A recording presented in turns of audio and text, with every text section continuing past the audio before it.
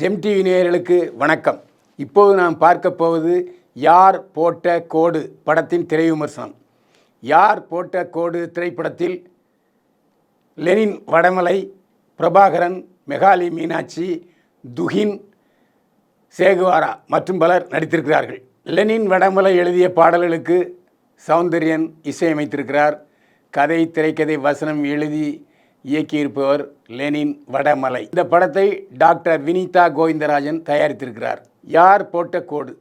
இந்த படத்தில் சாதி, மதம் இரண்டால் மக்கள் எவ்வளவு பாதிக்கப்படுகிறார்கள், சாதி வெறி பிடித்தவர்களும் மத வெறி பிடித்தவர்களும் எந்த அளவுக்கு மக்களை துன்புறுத்துகிறார்கள் என்பதுதான் ஒரு வரி கதை. பிரபாகரனும் மேகாலி மீனாட்சியும் காதலிக்கிறார்கள். இதற்கு இடையூறாக இருக்கிறார் வில்லன் லெனின் வடமலை. அதே சமயத்தில் லெனின் வடமலையுடைய மனைவி லெனின் வடமலையுடைய வில்லத்தனத்துக்கும் அயோக்கியத்தனத்துக்கும் எதிராக இருக்கிறார். ஆரம்ப காட்சியில் பள்ளி சிறார்கள் பள்ளிக்கு போகாமல் ரோட்டில் மறியல் போராட்டம் நடத்துகிறார்கள். காரணம் என்னென்னா, அந்த பகுதியில் ஒரு பிராண்டி கடை வந்துடுது. இதை எதிர்த்து சிறுவர்கள் நடத்துகிற போராட்டம் அனைவரின் கவனத்தையும் ஈர்க்கிறது. இதன் காரணமாக மாவட்ட ஆட்சித்தலைவர் அந்த பிராண்டி கடையை மூடச் சொல்லி உத்தரவு போடுகிறார்.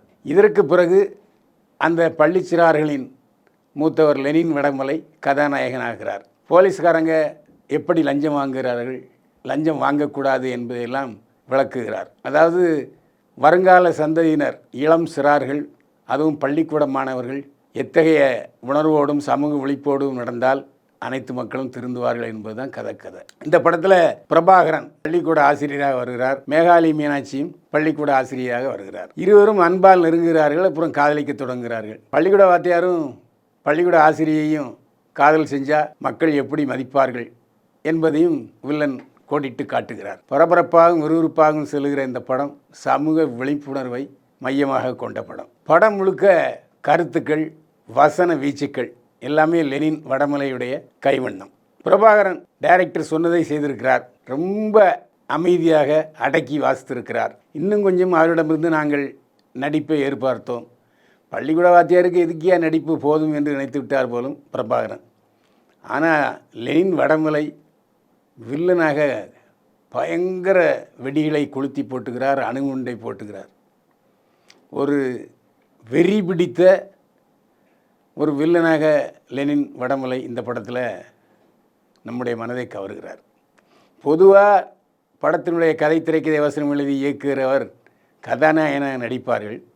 ஆனால் இவர் கதாநாயகன நடிப்பதற்கு விரும்பாமல் வில்லன் வேடம் ஏற்றிருக்கிறார். பிரமாதப்படுத்தியிருக்கிறார் லெனின் வடமலை. இனிமேல் பல படங்களில் அவரை கதாநாயகனாகவும் பார்க்கலாம், வில்லனாகவும் பார்க்கலாம். மெகாலி மீனாட்சி அழகோ அழகு, அதில் கூடுதலாக இளமையும் இருக்கிறதன் காரணமாக மிக சிறப்பாக நடித்திருக்கிறார். மெகாலி மீனாட்சி வடநாட்டுக்காரரை போகிற தோற்றம் இருந்தாலும் உண்மையிலே வடநாட்டுக்காரி தான். ஆனால் அழகாக நடித்திருக்கிறார். இயல்பாகவே அவருக்கு நடிப்பு வருகிறது. மெகாலி மீனாட்சி நிறைய திரைப்படங்களில் கதாநாயகியாக நடிப்பார் என்பதை இந்த படத்தின் மூலம் உறுதியாக நாம் சொல்லலாம். இந்த படத்தின் ஒளிப்பதிவாளர் ஜான்ஸ் ஜெரின் மிக அழகாக ஒளிப்பதிவு செய்திருக்கிறார். வண்ண கோலங்களாக காட்சிகள் விரிகின்றன. கிடைச்ச அவைலபிள் லைட் மட்டுமில்லை, பச்சை பசேல் என்ற கிராமம், அந்த கிராமத்தில் நாமளும் ஒரு வீடு கட்டி வாழலாம் என்கிற ஒரு ஆசை ஏற்படுத்தி இருக்கிறார் ஒளிப்பதிவாளர். அந்த மலைப்பிரதேசத்தில் எடுக்கப்பட்ட, அந்த பாறைகளில் எடுக்கப்பட்ட பாடல் காட்சி மிகவும் அருமையாக படமாக்கி இருக்கிறார் ஒளிப்பதிவாளர். விசாரித்ததில் அவருக்கு முதல் படம் என்று சொன்னார். முதல் படம் என்ற உணர்வே தெரியவில்லை. அட்டகாசமாக ஒளிப்பதித்திருக்கிறார். அவருக்கு நமது பாராட்டு. இசைக்கவிஞர் சௌந்தர்யன் இந்த படத்தின் இசையமைத்திருக்கிறார். அட்டகாசமாக பாடல்களை பதிவு செய்திருக்கிறார். இசை தாலாட்டு வைக்கிறது. பாடல் வரிகள் அதுவும் வடமலை லெனின்னா பிரமாதப்படுத்தி இருக்கிறார். அந்த பாடல் வரிகளுக்கு ஏற்றாற்போல இசைக்கவிஞர் சௌந்தர்யன் இசையமைத்திருக்கிறார். நீண்ட இடைவெளிக்கு பிறகு சௌந்தர்யன் பாடல்களை நாம் கேட்டு சந்தோஷப்பட்டிருக்கிறோம். இந்த மாதிரி படங்கள் கண்டிப்பாக மக்கள் பார்க்கணும். ஏன்னா குடும்பத்தோடு இந்த படத்தை பார்த்தா எதிர்கால சந்ததியினர் எப்படி இருக்கிறார்கள், நாம் எப்படி நடந்து கொள்ள வேண்டும், குறிப்பாக இப்போ உள்ள மாணவர்கள் ஐக்கியூ ஜாஸ்தியாக இருக்காங்க, அதிகமாக இருக்கிறது என்பதை நாம் உணர்ந்து கொள்ள வேண்டும். குடும்பத்தோடு பார்க்க வேண்டிய தரமான, விறுவிறுப்பான, பரபரப்பான படம்.